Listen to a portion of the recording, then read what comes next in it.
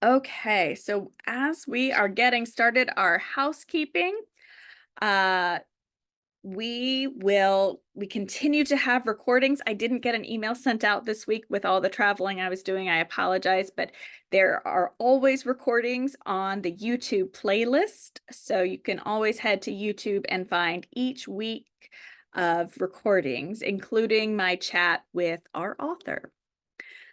We have one more week after this. Oh, and Gladdy just put our YouTube playlist oops, I was trying to do something and I hit the wrong button. Okay, back to screen sharing. There we go. Okay, so we have one more week after this week. So I hope you stick with us. And then Holy Week, Take on Lent takes a break as we prepare ourselves for all of the services. And I will actually be on a flight to DC during our regularly scheduled time. So it works out. Oh, for our breakout rooms, I know some folks aren't able to attend breakout rooms or choose not to, either from technology or other reasons. So we want to make sure that our breakout rooms are full with the full 4 people. So if you do not plan to do a breakout room for whatever reason, if you can send a direct message to Gladdy, that would be wonderful. And that way she can arrange the rooms so that all of our rooms are full with people who are able to participate. And if you are not able to participate, then just let her know. You can send her a direct message to let her know that. Excellent. So as we get started, I want to start us with a breath prayer again. And I actually want to do last week's, partly because I really liked last week's breath prayer. And also because this week's breath prayer, if you have done it already or read that part, she really wants us to go pretty deep into a very vulnerable place. And I want us to do that, but perhaps in our own time. Um, I'll talk a little bit more about this week's theme and how she explores it and how I might explore it. So that's why we're going to do last week's breath prayer to get us started again. So as we move into our time together, let's take a few minutes to breathe and anchor ourselves in the present moment using last week's breath prayer. So I invite you to find a comfortable seat. You can kind of wiggle around in your chair, get yourself nice and firmly grounded. Plant your feet on the floor if that is comfortable for you. Feel yourself rooting down, no matter where you are in your house, apartment. Feel yourself. You are still connected all the way down to the ground. Think about your hands. If you want to find yourself fully grounded, you could put your palms face down on your lap. If you want to receive something, if you want to be open to where the Spirit is leading, you could have your palms face up. So as we know, breath has a physiological effect on our parasympathetic nervous system. Slow breathing can slow us down both physically and ease our body's anxiety. Often we get trapped in breathing up high in our chest, feeling the breath in our upper lungs, and we take shallower breaths that way. The breath doesn't fully permeate us. So you could even put your hands on your belly to feel yourself taking these big belly breaths. So try to drop into this prayer and allow your body to release with each exhale. So let's start by taking a few exaggerated breaths where you just sigh it out. So breathe in and release. You can even make noise like that.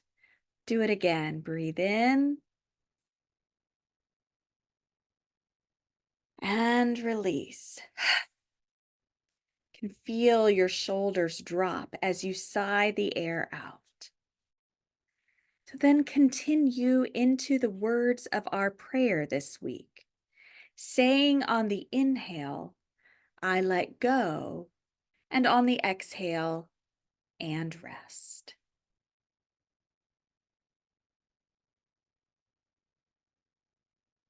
I don't know about you, but that was exactly what I needed in this moment. After rushing from place to place, from city to city, it is so good to pause and to find rest. I try to find micro rests throughout my day in the midst of all the hustle and bustle. And that will really take us into what we're doing this week. So I would love to hear uh, what you all discovered last week. So these are a couple of questions for reflection.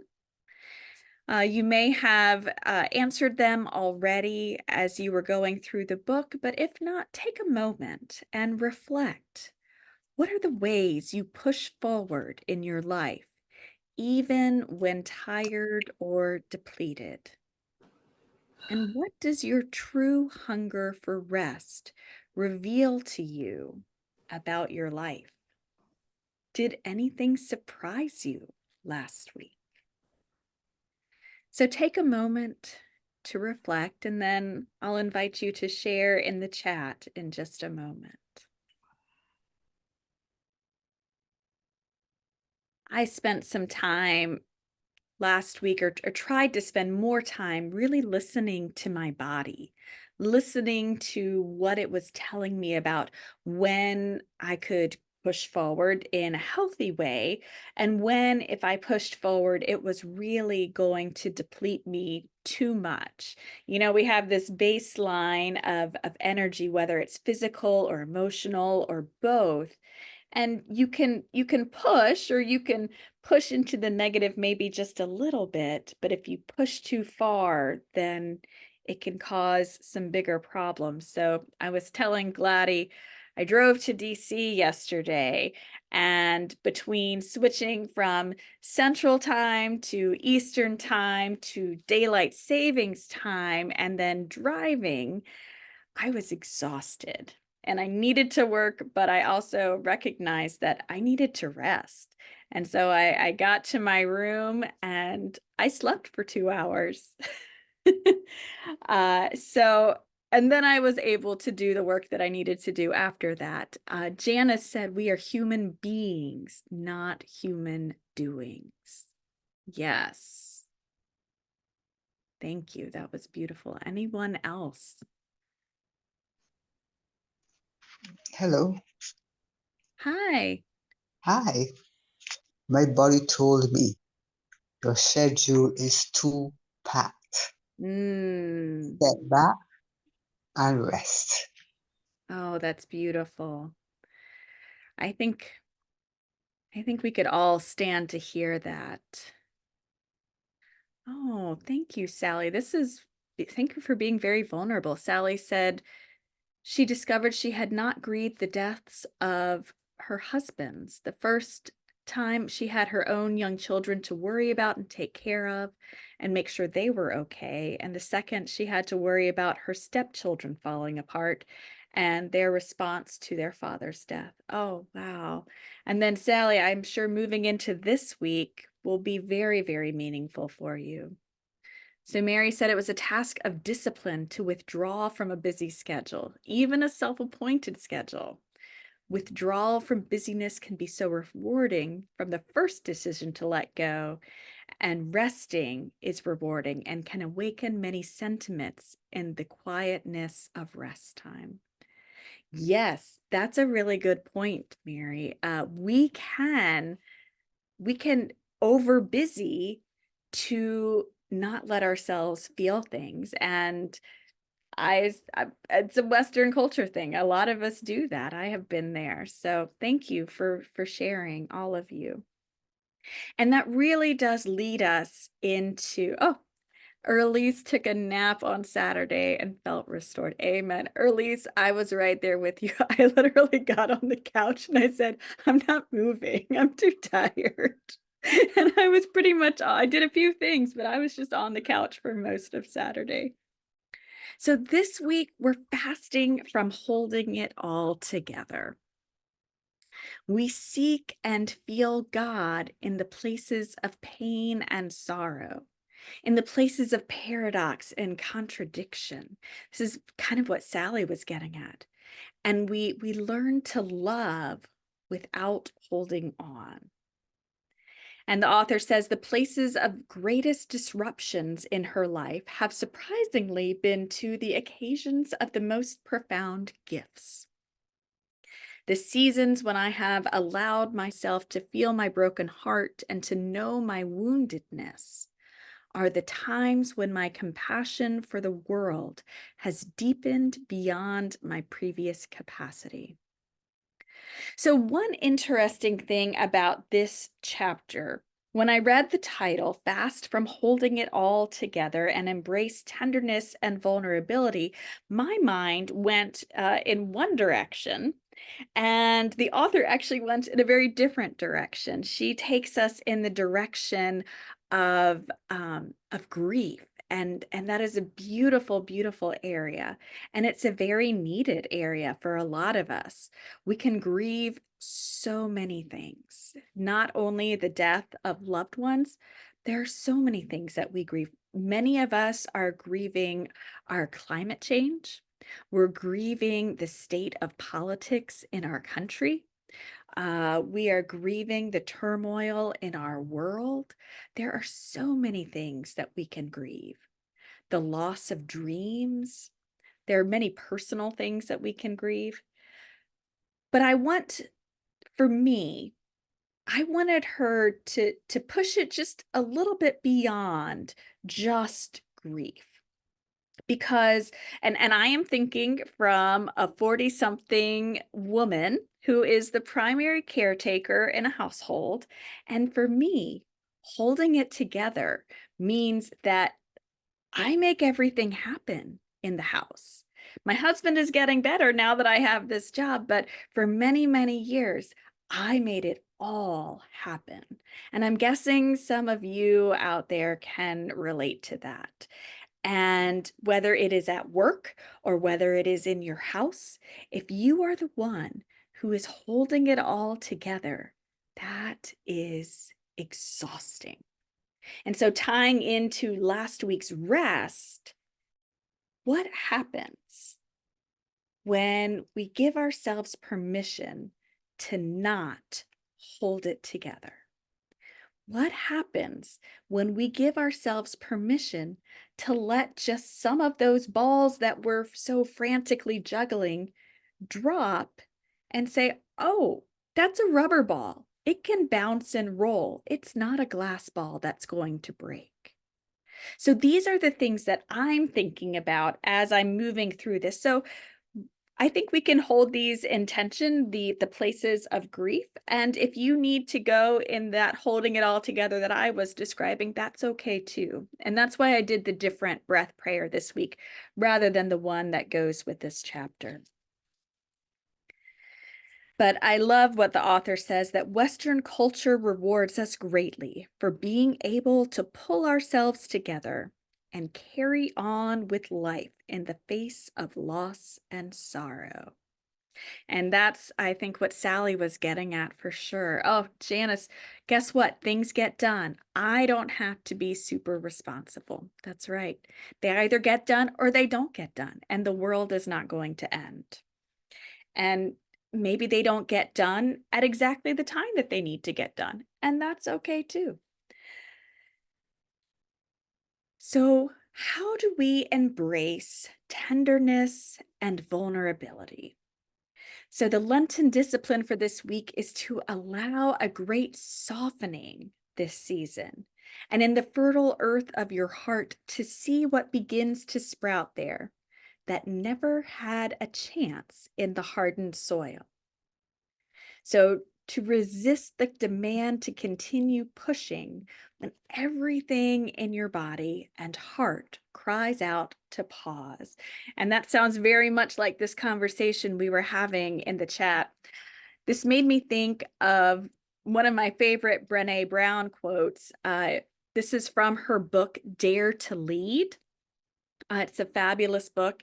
So she did a whole podcast. She has some really wonderful podcasts, but this was after the 2020 election. And she talked about strong back, soft front, wild heart.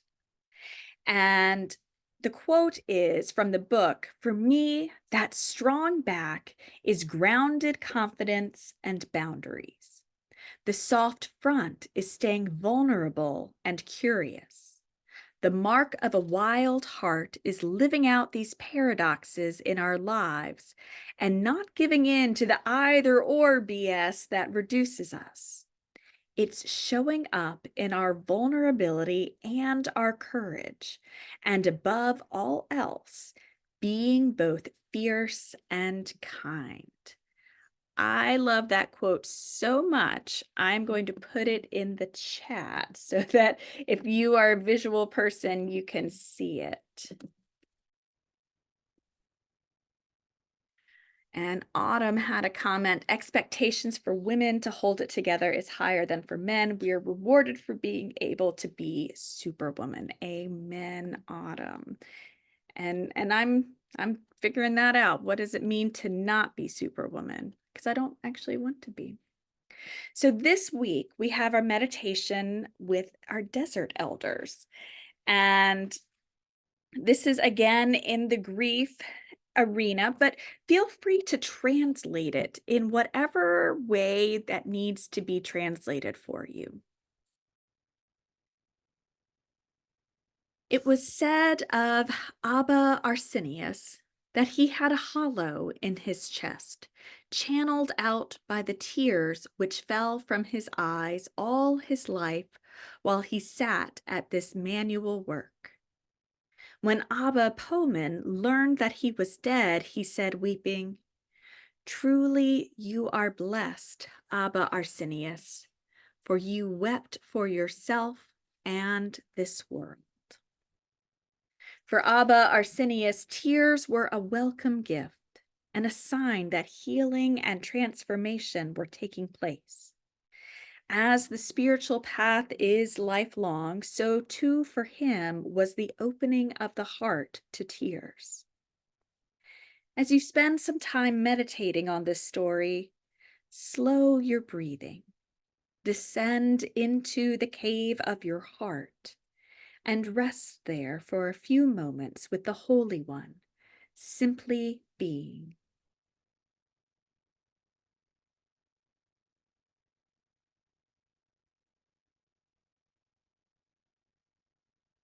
Welcome in the presence again of Abba Arsenius, one of the Desert Fathers we prayed with earlier. Read the story above 2 or 3 times. Read this story. I'll read it again for you in just a second. Sit with this monk, weeping freely, and see his tears as an essential aspect of the spiritual path. See his chest hollowed in like a smooth stone from the tears he has shed.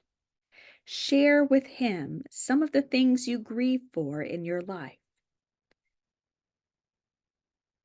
It was said of Abba Arsenius that he had a hollow in his chest, channeled out by the tears which fell from his eyes all his life while he sat at this manual work. When Abba Poman learned that he was dead, he said, weeping, "Truly you are blessed, Abba Arsenius, for you wept for yourself and this world." Reflect on the ways you try to hold everything together and be strong. Reflect on the times in your life when you resist asking for help or support from a loved one, a friend, or even God. See if you might try to consciously soften yourself through your breathing, yielding gently into the love available to you. Ask Abba Arsenius to bless you in your release. Notice what it is like to be witnessed in this way. Imagine as he reaches towards you, he hands you a gift, a small blue glass bottle with the words from Psalm 56, verse 8 etched into it. You have collected all my tears in a bottle. You receive the gift with gratitude and savor it for a few moments. Reflect on the ways you try to hold everything together. I invite you to take a few moments, and as you reflect, journal about anything you noticed or discovered during this time of meditation. Would anyone like to share from their small group time? You can share by raising your hand using the Zoom controls, raising your hand, or posting in the chat, since we aren't such a huge group today. Otherwise, we ask that you keep yourself muted. Bob, yeah. Well, we had a really lively group. It was really wonderful. Two people from the East Coast, three people from the East Coast, and me from California. But we got into conversation about how when we're brought up this way in our homes and because of our culture to be in charge, that's just who we are. And then often we'll get into work situations in our professional life that require it. But also that's not a totally bad thing. We had success, our families needed it, our businesses needed it.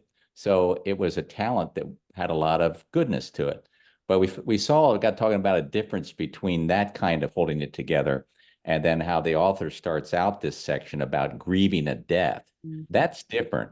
And in our culture where, people don't talk about death very well, they don't deal with death very well.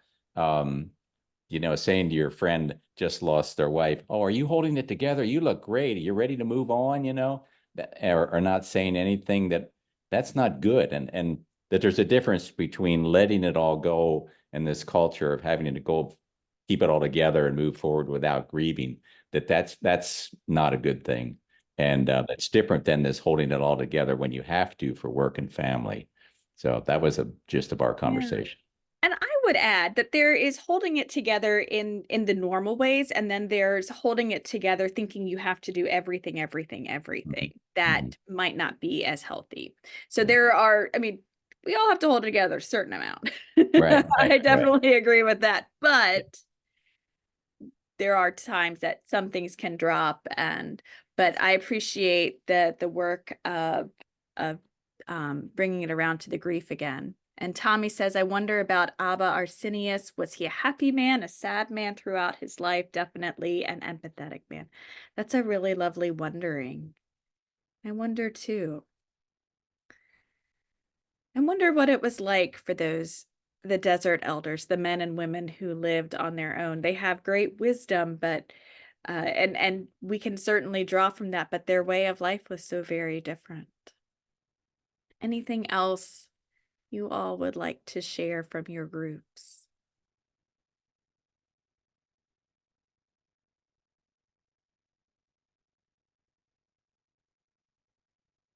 When you all were in groups, I ran to my bookshelf to pull one of my favorite books. This is Mudhouse Sabbath by Lauren Winner. So if you were here for our Advent webinar this past December, Lauren was one of our speakers.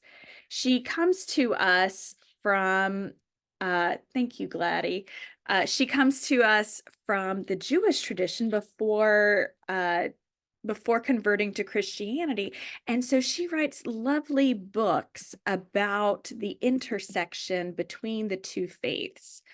And so this one draws from the Jewish tradition, but looking at Jewish rituals and traditions in a Christian lens. And she has a chapter on mourning. And she says, Judaism understands mourning as a discipline, one in which the mourner is not only allowed, but expected to be engaged. Rather than asking the mourner to paper over his grief, the Jewish community supports him in mourning. Jewish bereavement marks the days and then the months and then all the years after a death. And what our churches often do less well, we do our funerals and memorial services beautifully, but what we often do less well is grieve. We lack a ritual for the long and tiring process that is sorrow and loss. So if you, it's worth it just for that one chapter. But I want to say, so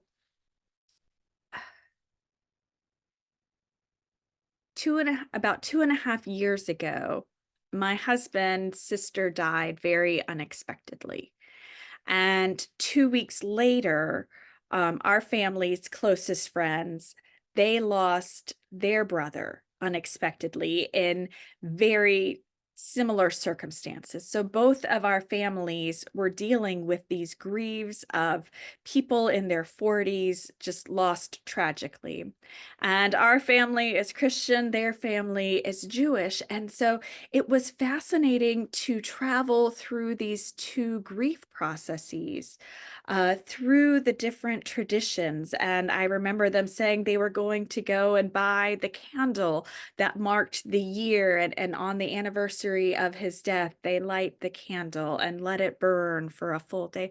So there are some really beautiful traditions. And in our book this week, you're invited to create a grief ritual. And if this is something that is really, really needed for you, I encourage you to look at our Jewish traditions, with our Jewish brothers and sisters, and how might that resonate with you and help you in your own grief and in your own rituals. Mary wrote, her group was very insightful. Angela shared it was okay to know yourself and feed yourself as needed. Alice said it was very helpful to listen to your inner self and to not feel pressured to follow what others want you to do, something that will not meet your inner needs. Thank you so much, Mary, for sharing those. So I will share our blessing for the week. And then as we close, I'll invite you to put your word or phrase that has resonated for you this evening in our chat. So let us listen to this week's blessing. Midwife of our weeping, hold us in our times of grief and loss. Be with us as we give expression to our love. Bathe us in the brine of healing. Gather our tears in your vial. Wash us clean. When we reach for strength and resist our sorrow, be a sanctuary for us. Show us the river of our sobs and the great sea of collective grief it meets. Let wave upon wave carry us to the shores of your love. Remind us we are not alone in our sense of loss. Sanctify our tender places.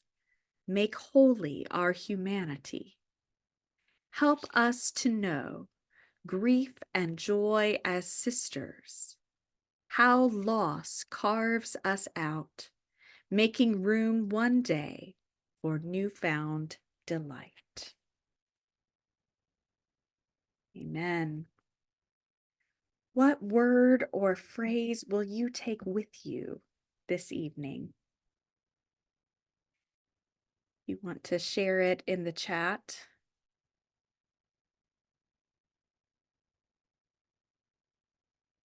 Let go. Release.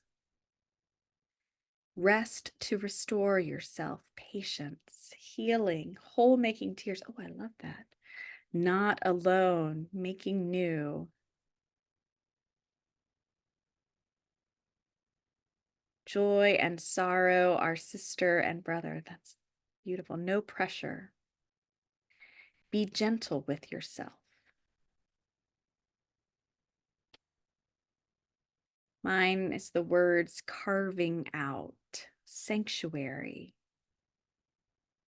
Healing help is holy help. Oh, that's lovely. It's okay. Indeed.